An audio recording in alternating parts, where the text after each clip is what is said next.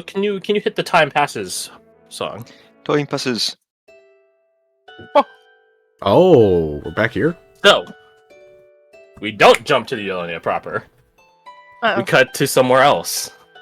Oh. A place unknown in the middle of the night around a bonfire. I need to turn down your stream a little bit. The chronicler stops. Our fun storyteller takes a pause. Whew! That was a bit of a long arc, that one. His more glib friend across from him chuckles. Sort of staring at him, wondering how true that sentiment actually is. So, how do you like it so far? He says, looking at the two across from him. I think it's pretty good. I gotta admit, though, that last part caught me for surprise. Oh, yeah? I didn't think they'd get her. Neither did I, but a good story always allows room for twists and turns, keeps everyone on the edge of their seats. The individual talking to him looks down and sees the rug that they're sat upon. Right. Sure. Just a expression. What about you, huh? How'd you like it? Looking to the completely silent individual front and right of him. And he gets a non-committal thumbs up. Tough audience. His friend sat to the right of him, though, looks up in a glacial way. I'm surprised your sense of stories are tainted. What's that supposed to mean? Coming from a land of peace. The glib one he addresses rolls their eyes. Buddy, I've been to a lot of different lands now, and their stories are still better, even if it's way worse there. So shut the fuck up. A quiet tension, so thick you could cut it with a knife, builds between the two of them. But their dutiful storyteller interjects himself. No. Before a homeland patriotism kicks up, it's important to remember that these are stories meant to provide entertainment, strike intrigue, allegorical value. It all depends on the beholder and whether they find any value in it. The silent one across from him does a very firm set of nods, confirming the account. Right. Sorry. The sorry is addressed to the storyteller, but certainly not to the more sardonic individual across. Alright, had enough of a break? Well, it could have been a bit longer if people weren't at each other's throats. Besides, do I even need to talk about this next chapter? Surely you saw it yourself. Not all of it. Only the roll of the hand between them. Dramatic incident. Oh. And besides, he hasn't seen it. Heard it. So, right. Then allow me to continue, my friends. Off the band continued into the land of Eulonia. So, can you thusly switch the music now, mes amis? Mm-hmm. Who hit me with the choir. Hit me with that choir. Yeah, you're lucky I don't make you do the fucking command. Like type it. P exclamation point, please. So, fun song to kick off to, huh? You, my friends, have been on the road for a few hours now, having said farewell to Riza at morning breakfast. Nova also departing around the same time, not exactly the same time, maybe like an hour or so afterwards. She says she'll catch you guys later, probably. She doesn't have any plans for it, but scheduling seems to align that she could usually stop by every now and again. So she says she'll catch you guys later. You guys have, continued on the road in, pleasant company, quiet times, maybe some chit-chat here and there, stuff like that. At a certain point, though, Caradoc, you could feel when you've entered across your homeland's threshold, like magically detect that you've crossed past him.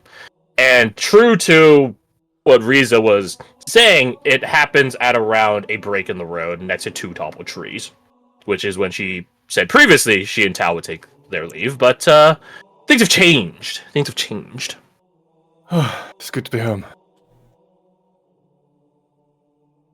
Everyone, you guys sort of look around, you're just like, he's one step back, not home. One step forward, home. Like, it all looks the same at this point.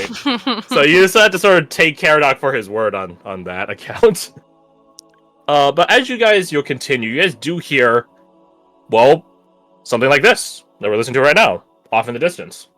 Chanting. You guys could tell that you guys are entering a more, not just because you're in Eulonian territory, but by virtue of, like, the disturbance on the road. Like, you're entering a more foot-traveled region.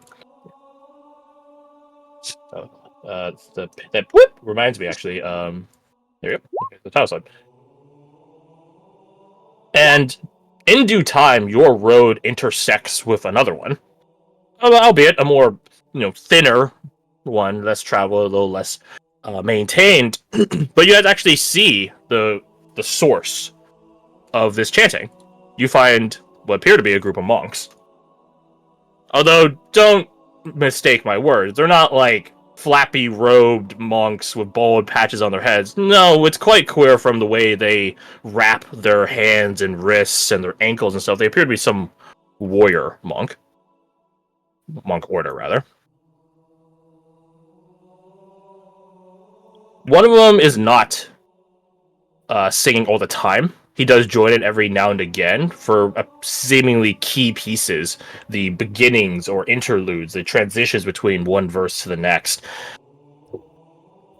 He is at the front of his column, and it is he who addresses you, quieting his brothers so that a more amenable conversation might be had, so that you guys aren't literally next to a group of singing people. How loud could it be? Don't do that! You saucy son of a bitch! We'll just say he quiets them, so we can have it in the background. He approaches you guys with a bit of warm energy about him. Not, like, magically, but, jovially. But he stops when he sees Irina. Oh, as a to his what the credit, fuck? he doesn't immediately start throwing hands left and right. But he does have a look of confusion and a bit of a concern on his face. The monks all make like a record scratch sound. It would be all of them going, oh! Is there anything about them that is recognizable to me? Like roll perception. They're a bit out, so they're not like right up in front of you guys. But roll perception. Can I try and roll? Can I try and roll an insight to see if any of them would rather choose violence at this moment? Sure. That's a very fair question. Yep. Do I get help for this? Yeah. Oh god, you need... I guess you didn't really need it. It's a +1. Mm-hmm. So, Caradoc, you could see some iconography on them. Let me just double check my notes here. They bear some sigils and crests, icons, metal pieces of a sunflower. Oh, okay. So they're probably from that Paleo. explains it. Yeah. To bulk, they seem fine, but you wouldn't put money on it. Mhm. Yeah. Eventually, in due time, they do close distance with you guys, and the one in front calls out to you. Well met. I'm Harris, leader of my friends and chanters here. He stares at Irene for a moment. Would it be appropriate to call him Brother Harris? Brother Harris. Yeah. Well met, Brother Harris. My name is Caradoc. I am a resident of Casa Rosa, and these are my friends. Well met to you, Caradoc, son of Casa Rosa, and friends. He stares at Irina again. Might I ask of your companion there? You could feel Irina's grip tighten around you a bit, Falk, as she like sort of hides behind you like a kid hiding by their parent.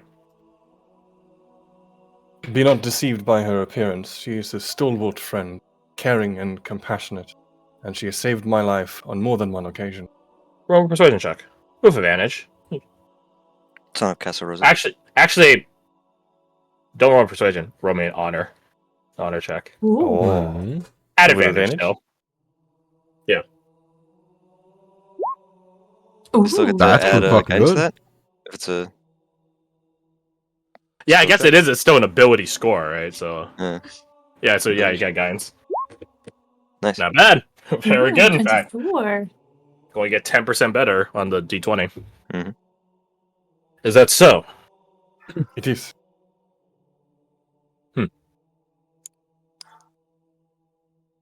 To sort of, I guess, prove your point, Irina will, how to say this, will try to hum in the tune that they're chanting right now. She doesn't sing it. She doesn't have a mouth or anything to do that, but she just sort of causes her spores to vibrate like a vocal cord, if that makes sense.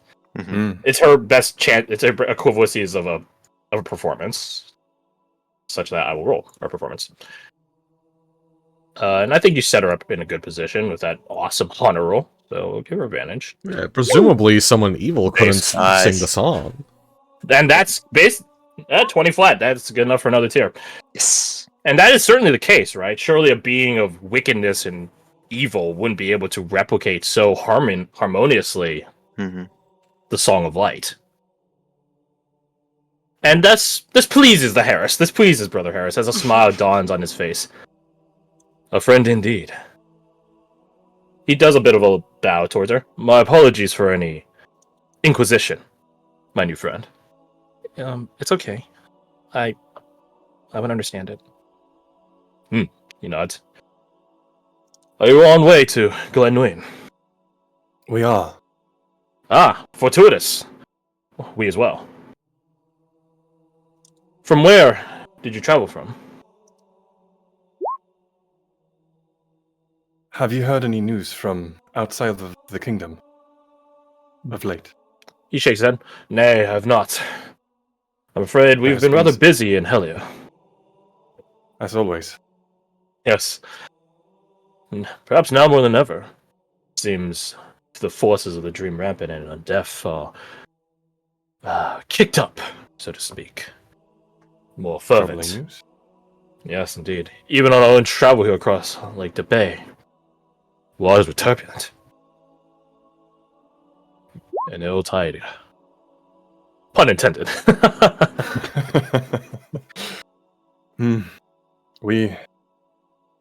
It's the free marches, right? For the Free Realms? Free realms, thank you. I'm thinking free marches. For Elden, because you mentioned Yeah, Dragon. that's yeah. that's Dragon Age. Someone's been playing a certain game. Maybe. We've come from the free realms. There's been a spot of trouble there as well. Perhaps connected, undead. Floral nature. That's where we met our friend here, Irina. A city that is no more. Laurel? They blaspheme to use flowers. Indeed. He looks at Irene again, not with nowhere near as much, if any, suspicion now. Peculiar. Quite peculiar. Well, then, shall we travel the road together to Glenwyn? You may bask in the song of the sun as we travel. It would be my pleasure. I turn to the other group members to see if they are on board with this. You can see immediately Arnie's like a bit hesitant to be next to a bunch of loud guys singing for like the next like 2 miles. Or we're always next to a loud guy that's throwing explosions for He's several just miles. like mindful of potential tinnitus. Dahlia with her big ass ears is like, are they gonna sing the whole time? We just need to get you one of those anxiety hoods. Doesn't say anything though.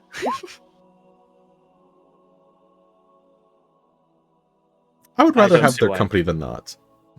I don't see Yeah. why not. It's not every day one travels on the road alongside chanters. It'd be nice. Always up for trying something new then. Your new songs? We know the Song of the Sun, and that is enough. Caradog, you know that by word of mouth and being a Eulonian, that song is a religious hymn, unsurprisingly. It can also be weaponized. If they sing it at certain cadences, it could actually cause sunbeams to drop. Or sun lances, I guess. So when they defend a city, these guys are based as fuck, because you'll need to see your enemy on the other side of the wall for them to hear the sun. Brothers, let us drop the bass.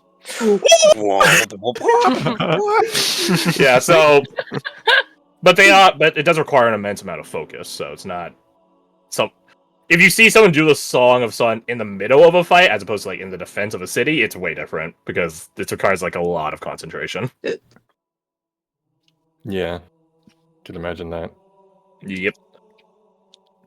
In the very unlikely event that we should encounter trouble, I myself am a healer at your disposal. Ah, a blessed touch. Excellent. Clover King smiles on you to give you such. Just like a gracious bow. Well then, shall we? And to your hesitant friends, we shall take the front and you can take the back. The furthest distance. I didn't saw anything. You didn't need to. Come, let's go.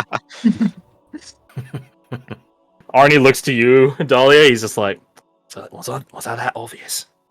You're always obvious. Well, thanks, mate. And so they resume their chanting, heralding themselves, but also you guys as you continue down the road. Hell of an entrance. Hell of an entrance. And you guys pass by other people traveling, or I shouldn't say traveling, using the road. It's clear some of these people are probably from Glenduin, so they're not traveling to another city. They're just using the road to get to whatever woodsy destination they're trying to get to. Some of these people are, firewood carriers. Some of them are hunters, herbalists, that sort of stuff. Some of them you guys come across like a group of children, which to most, maybe all of you, is insane. Just letting children run around willy-nilly on the road with no parental supervision.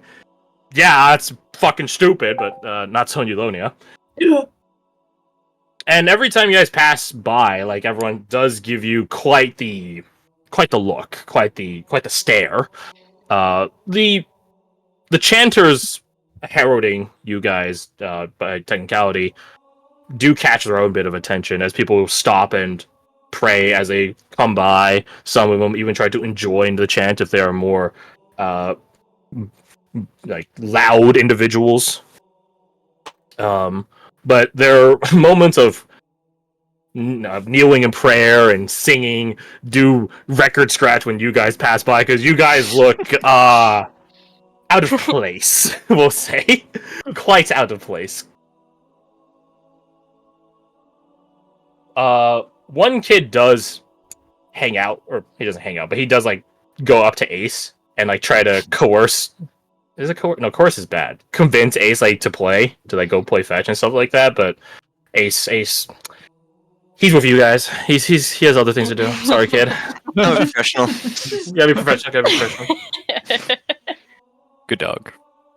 He's quite the loyal hound. Let it be known, Tao does not walk alongside the road with you. He's similar to, well, Nimble isn't with you guys right now. He was sent ahead, but he stays in the woods. Anvil does travel with you guys though. He still is the carriageman on the front.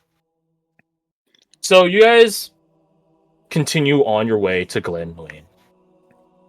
And even before you see the entirety of the city, you begin catching bits and pieces of it peeking out from little gaps in the tree line. It is a widespread city built upon a mound, I guess, a bit of a plateau, which has a lot of different roads and avenues that climb up towards it. The city itself, you can tell, has, I'll call it, public parks, like garden sectors, because you can see tall trees poking out against its city skyline. There are many, many defenses and fortifications built into it in this sort of ring tier structure, truly capitalizing on the elevation they have. But, even despite that, there's still plenty of districts, plenty of zones that are set up for civil purposes. Some of which you guys know about already. And it's quite clear which one is the hospitality ward, because it is very colorful. Not to say that the rest of the city is monochrome, but it is just very diverse in its architecture, as well as in its longevity. There are clearly some establishments in the hospitality ward which were not constructed with stone and certainty like most of Glenween is. No, there are some buildings, not slummy, that's really negative, but clearly like more quick setup establishments here and there. Affordable, exactly. Or rustic, you can call it that. That's a pleasant way of saying it. But as you guys get closer and begin beholding the city in its greatness, you guys can literally feel that sense of light and brilliance emanating off of it. That feeling, Caradoc, that you got coming into Eulodian Threshold is doubled, tripled, quintupled. To all of you, you guys can feel the first tier of it now. You guys can detect being close to a Eulonian Newman. It just projects that aura of sanctuary. To Falk, Eva, who is sort of relatively close to you, she does sort of mutter / whisper to you, I wonder how this feeling across us reflects in the criminal world. Do you think this makes the place less illegal compared to the Empire? Wait, what is she asking? She's wondering the sociological element of having a literal safety aura around a city. Does it cause potentially less criminals to come about because, well, I guess because they're better people, or maybe also because they fear the aura of safety crashing down upon them. So just musing aloud to you, trying to get your thoughts on it. Well, if I were a criminal, which I am not, I would probably be feeling very anxious right about now. Very fair point. Badger, you might want to keep an eye out. I am not a criminal. Mm-hmm. I am not a crook. I'm not a crook. Badger Reagan. Then I suppose all that sweat is from Nick this another. heat. It's winter. Yeah, it's hot out here. It's a bit of a warmer day for the harvest season that it is. It's autumn right now, so it's a bit of a warmer That's day. right, yeah. It's 20th of Zhao, which is November. Wait. October.